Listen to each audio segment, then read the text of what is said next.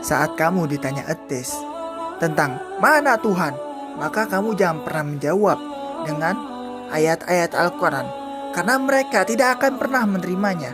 Mereka hanya akan menerima akal-akal logika, sains, dan lain sebagainya, karena mereka adalah orang-orang yang menuhankan akal logika mereka.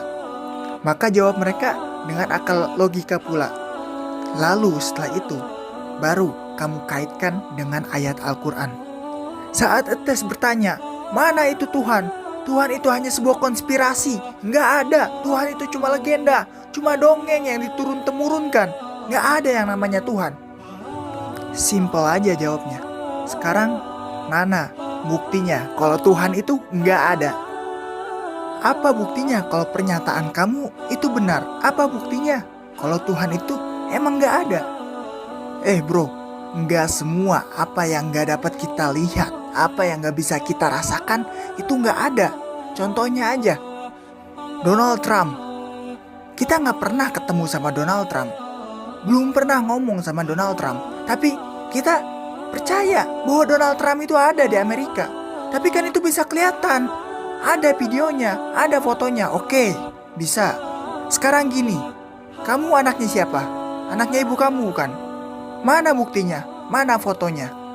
Tapi itu emang benar ibu saya. Apa emang benar itu ibu kamu? Jangan-jangan kamu dilahirin dari orang lain lagi.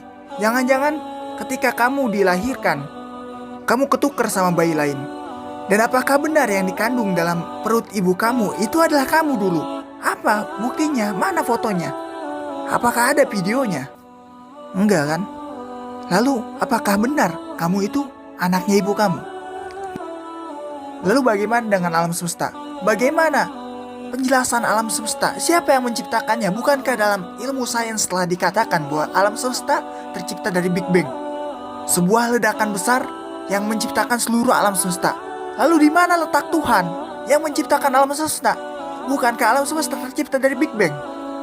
Oke, bro, sabar dulu sebentar. Saat aku ngomong, misalnya ada sebuah robot yang semua bagian-bagiannya itu begitu rumit, semua sirkuitnya itu begitu kompleks, dan tiba-tiba aku ngomong bahwa robot itu tercipta sendiri. Ya enggak lah, namanya robot kok, pasti ada yang menciptakan. Loh, emang kenapa? Robot kan punya AI, Artificial Intelligence, kecerdasan buatan. Kenapa dia nggak bisa buat dirinya sendiri? Ya tetap aja harus ada yang ngebuat AI-nya itu, harus ada yang ngebuat kecerdasan buatannya itu. Lantas apa bedanya dengan alam semesta? Jangankan alam semesta, pembuatan manusia, penciptaan manusia itu begitu kompleks dan rumit.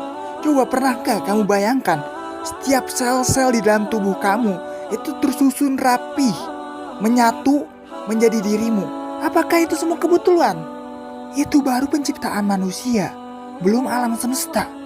Kalau misalkan penciptaan manusia itu terjadi secara kebetulan, begitu saja, lantas kenapa gak pernah ada yang keluarnya lain gitu selain manusia?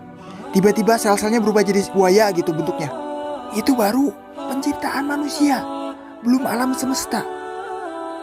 Oke, sekarang kalau emang Tuhan itu ada, terus ngapain Tuhan ribet-ribet nyuruh kita hidup di dunia?